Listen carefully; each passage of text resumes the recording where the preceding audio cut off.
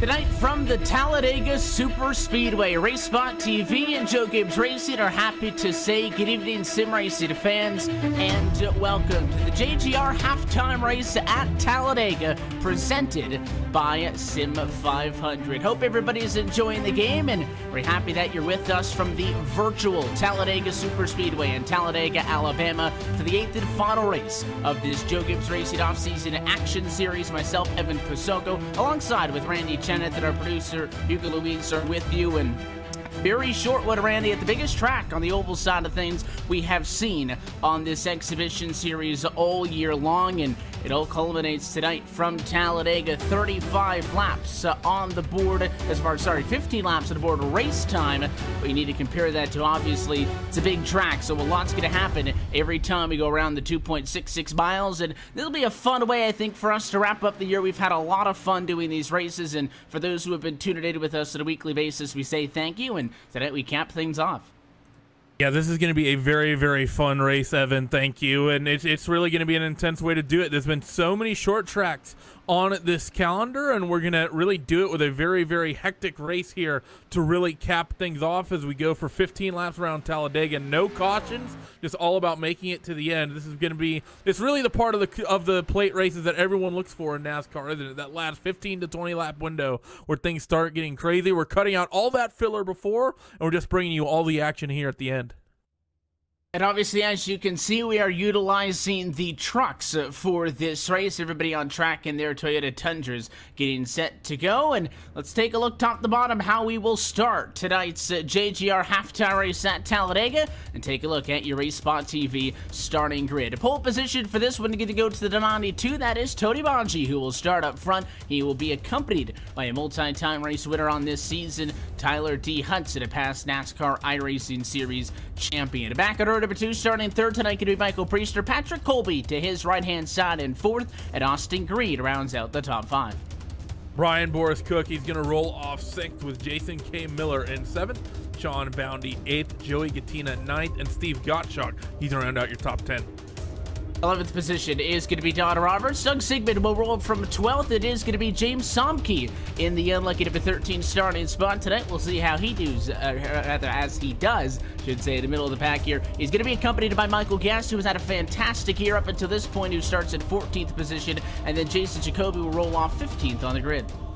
Brian Wertman's going to roll off in that 16th spot with Joe Hudson starting in Pete number 17. 18th will go to John Lockhart, Travis Solenberger 19th, and Glenn Campbell. He'll round out the top 20. Going to be down through 21st position is going to go to Ty Gibbs. Happy to see him back with us again. One of our Joe Gibbs Racing drivers joining us on the iRacing service. You've also got Alan Alphonse in 22nd, Gail Brooks 23rd, Casey Duncan 24th, and then just to round things out, back on number 13, 25th position is John Runkle Jr. and Chad Cole will start in 26th. That is a look top to bottom at your RaceSpotTV starting grid. Really a racetrack, though, Randy, that needs no introduction, but this Talladega Super Speedway clocking in at 2.666 miles in length, with banking in the quarters at 33 degrees. High speeds, going to be a lot of fun. I specifically just love these trucks on the iRacing service at any plate track. I think it'll be a fun way for us to round out what has been a fantastic year. And again, 15 laps, no yellows.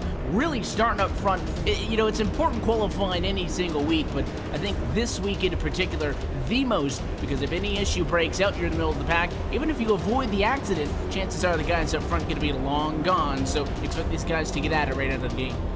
Well, they would have loved the chance, I think, to qualify up front, but a random grid for this one as they are bringing themselves to the green here through 3 and 4. So if you're Tony Bongi, Tyler Hudson, all those guys, they're going to be very, very happy campers that they're going to be able to start this one off out front and be ahead of all the drama that'll be ensuing behind. Because as we know at these plate tracks, both Daytona and Talladega, big wrecks are always likely to happen.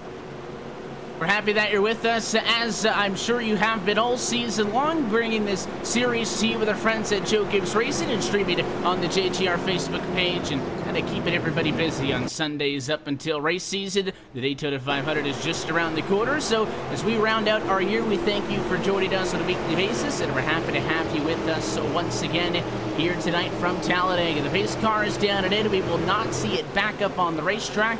all night long as the field gets turned over to the number 92 of Tony Manji, who's going to get set to bring us to the American Ethanol green flag. Final 15 laps of the year are ready to go down from Talladega. We are underway in the JGR halftime race at Dega, presented by Sim 500.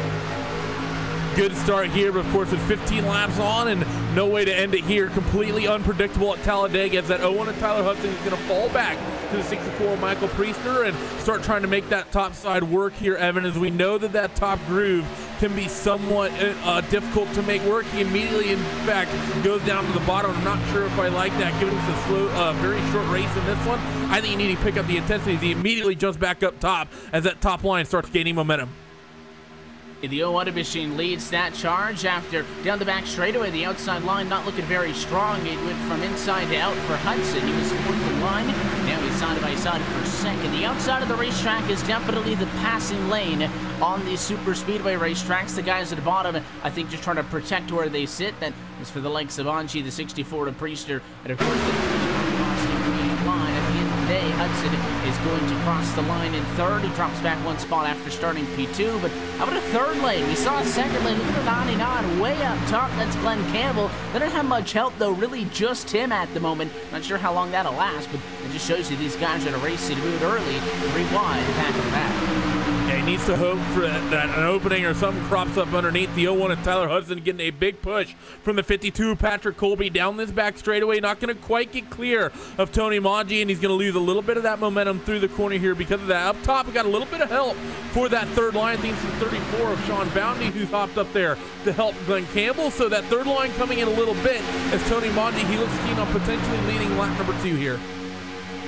And it is going to be a drag race to the line. Devontae on the inside are really relying on the push with the 64. You can see Priester's really giving it to him. All kinds of out of shape in that tri-oval. It doesn't count as a turn on the track map, but it is obviously very, very loose down on that innermost lane. And at 16 degrees, it's pretty much steeper than half of the tracks that is on the regular calendar. But the 64 doesn't want to push anymore. He wants to go to the front. Inside to out goes Michael Priester. He'll make a charge for the race lead. At the same time, the outside keeps on trucking. The 34 of Bounty getting a push for the 99 of Campbell. So 2 up top, and now forced out of line. Priester gets moved, and we're 3 wide for the race lead as Hudson comes back up the middle.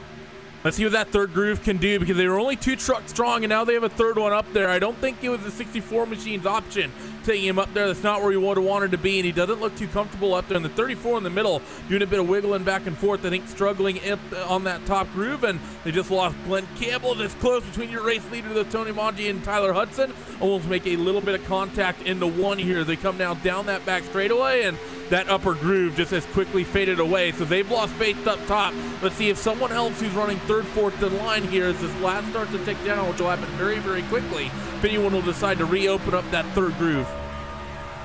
Well, and I was surprised how well it worked with Campbell just up there by himself. We then saw, obviously, Sean Bounty join him up there, but on the outside of the racetrack, you can get the momentum, even if he means just 1 or 2 cars. You figure they get 5, 6 up there, they could make a serious challenge. And Talladega, it is a little bit longer than Daytona, but I don't think that's as important as the fact that it's a lot wider than Daytona. So there's room for that third lane to come into play. And if we've got a good number of trucks left in this race by the time we get down to the end of it, I have no doubt we'll be 3 wide. Coming to the checkered flag, we're working lap number 5 at the moment. Only going to be 10 laps to go as of the next time by. We told you it was a short shootout, and again, no yellows, though really hasn't been a factor yet. No problems on the racetrack to the opening 4.5.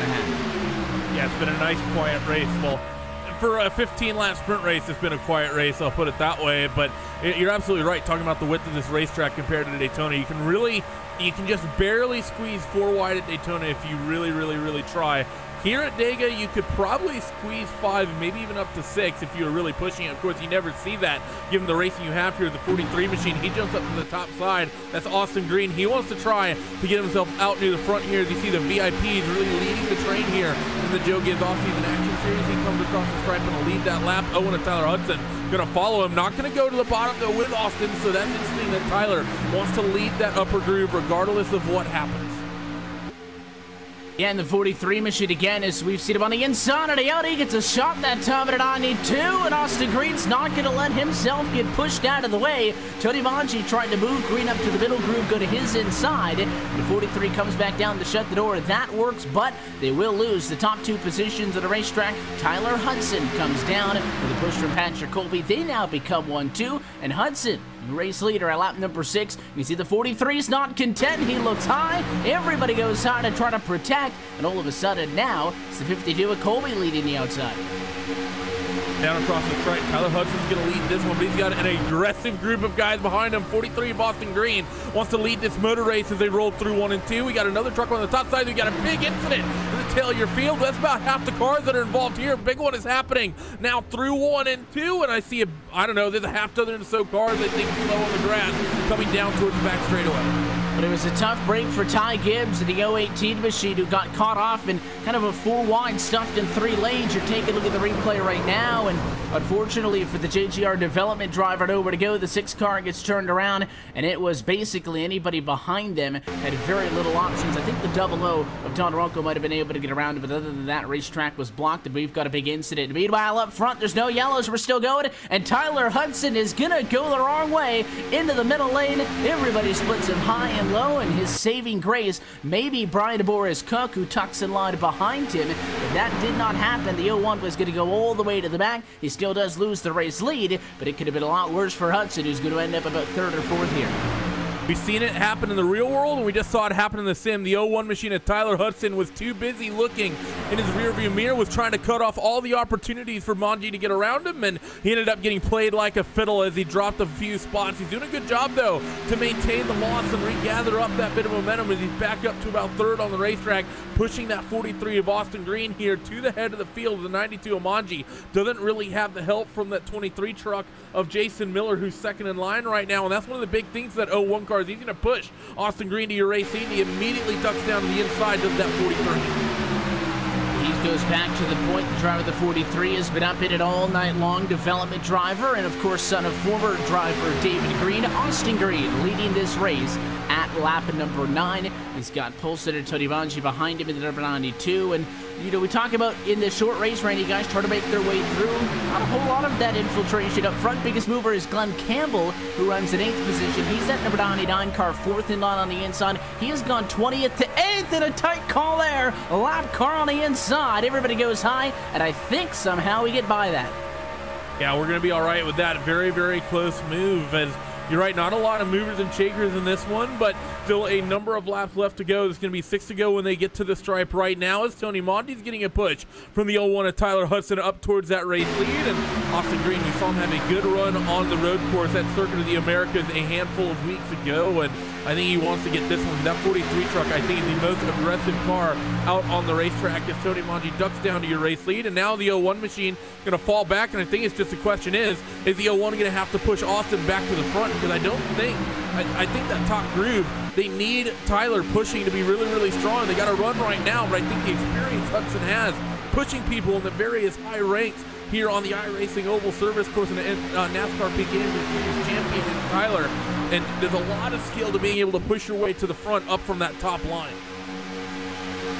And we're starting to see just a little bit of separation, but not a whole lot. The top 14 cars are still scored within 7/10 of a second of your race leader in the 43. Gets sideways. What a save by Austin Green. He almost got turned off of the nose in the 23. That's Jason K. Miller, and that was in tight quarters. Somehow, all of these race cars are not in the fence. I don't think he ever got out of the throttle. Still P2 for the 43. And it's now a scramble behind. The 43 machine wants that race lead again, and it's going to be up top. Ryan Boris Cook trying to push Austin to the front here. He got the 34 as well of Sean Boundy. A couple other cars up there that have thrown their hat in the mix. It's really accordion the field a little bit. That little hiccup that Austin just had, it's now starting to get itself settled down. About 80% of a lap later, they're going to come across the stripe and take the 4-lap to go marker here in just a moment, and Tony Manji has somehow gotten himself back out front, and I still don't understand how he didn't lose anyone after that little hiccup. We were so close to having the 01 machine get turned. 4 laps to go that time by, with 11 laps now complete for the virtual Talladega Super Speedway. Tony Bongi has been up front, and he has been in it basically since the start. Really never dropped back further than outside of the top 5. He has been so good, but it's really hard to put a pinpoint on who's got the upper hand in this one. Green has a chance. Hudson, Cook, Miller, everybody is in the mix. Couple of drivers still trying to make their way up. The 66 of Travis Sollenberger has gone 19th to 8th. He's gotten around Glenn Campbell, who we mentioned went from 20th to 8th just a couple of laps ago. Hasn't been able to get any further, but now the 01 goes topside. Hudson does not want to sit behind the 92. Now he'll go to the race lead as we complete lap 12. And look at the scramble here at the back of this pack, and they come to a start finish. You got a couple trucks up in the wall. One's going around. I'm not sure who that is down in the background. That's Patrick Colby, who slammed the outside wall and was spinning like a top. Also had Steve Gottschalk involved in this one, and that's going to take a few more trucks out of this one, and that's going to make, I think, that top side be a little bit more viable here, Evan, as the weaker those inside grooves are, the more likely you are to make that top side work. It takes less trucks, fewer numbers to make it come into the 43 of Austin Green. He's going to go to the point they run through 3 and 4, 2 to go at the stripe. And we saw everybody get to 3 wide, but the line tied out for the 34 Cara Bounty, who's been up there a few times this evening. And we're going to get 2 laps to go this time by. Yoda Hudson again wants to go inside to out. He will do so up in front of the 63 of Brian Boris Cook. And it'll be a drag race coming to the line with the popsicle sticks in the air. Austin Green on the inside, you would think would be the best place to be. But again, passing lane is up top. It's very difficult to do a lot on the inside. Green relying heavily on the push. For Tony Bongi out the back end. Up top, it's Hudson. He's going to push from the 63 Cara Cook, and the 66 of Sollenberger is there as well. But don't count out Miller. You've also got Jatina and Campbell. This could get crazy as we head to turn number 3 for the penultimate time.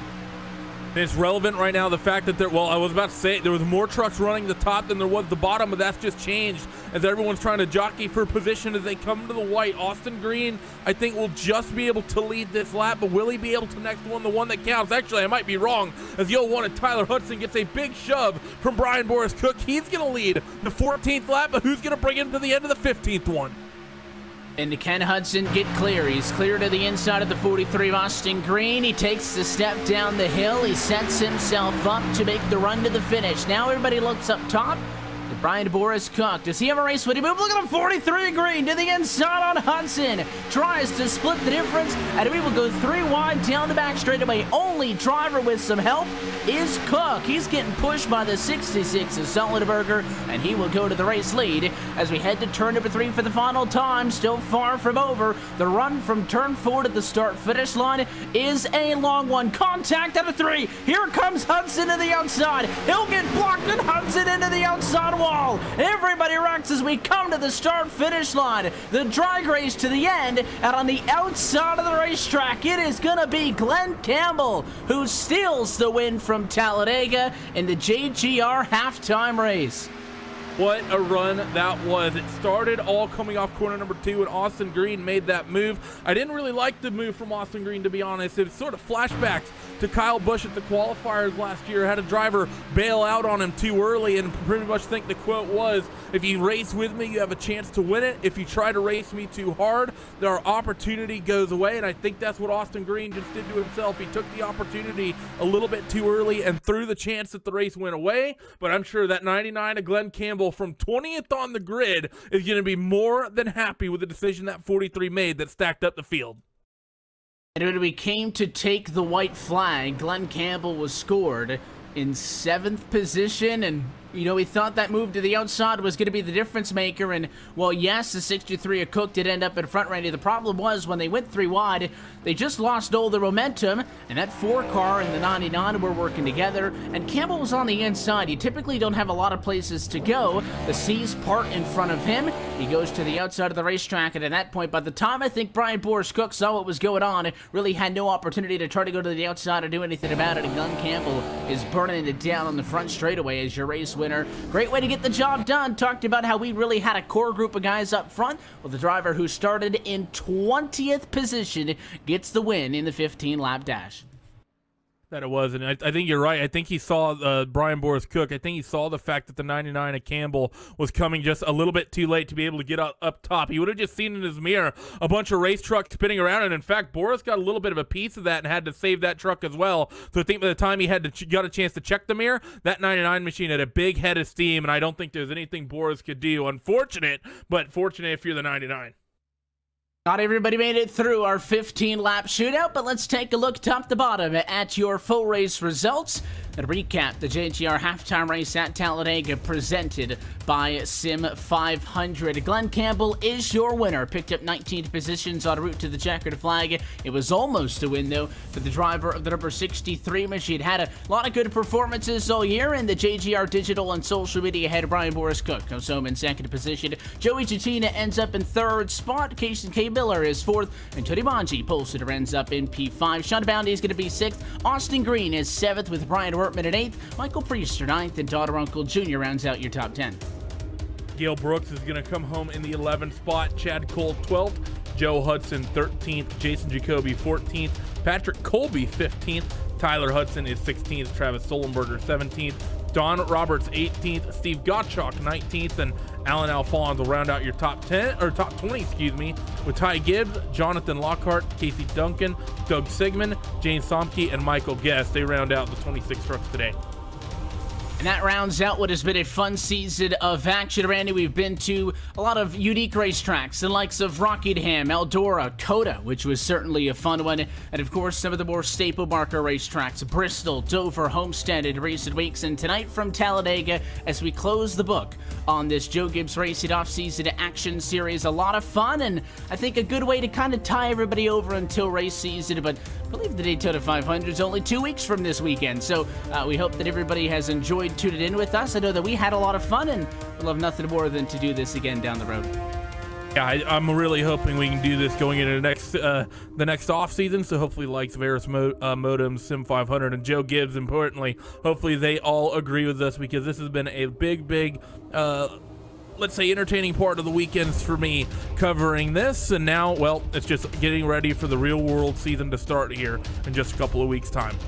And the fun thing about it is a lot of the drivers that you've seen in this race, but of course all season long, will be competing when racing season rolls back around in a couple of weeks. And of course we hope that they have some success on the 2018 side of things. A big thanks as well to everybody who makes all of this happen. Sim 500 for officiating and running the series. Of course, the guys at harpoondesigns.com for creating all of the VIP paint schemes. Everybody, of course, Joe Gibbs Racing, Toyota, and Aris Modems as well, because a key portion of sim racing is making sure you're connected to the iRacing service. And big thanks to our friends over there for making all of this possible, and thanks to you for tuning in on behalf of our team at RaceSpotTV. It has been a pleasure. Congratulations to all of our race winners, and maybe we'll catch you next time. This has been the Joe Gibbs Racing off-season action series on the Joe Gibbs Racing Facebook page on RaceSpotTV. You can keep up with JGR through the 2018 season on Twitter at Joe Gibbs Racing, and of course right here on Facebook at facebook.com/Joe Gibbs Racing. The Daytona 500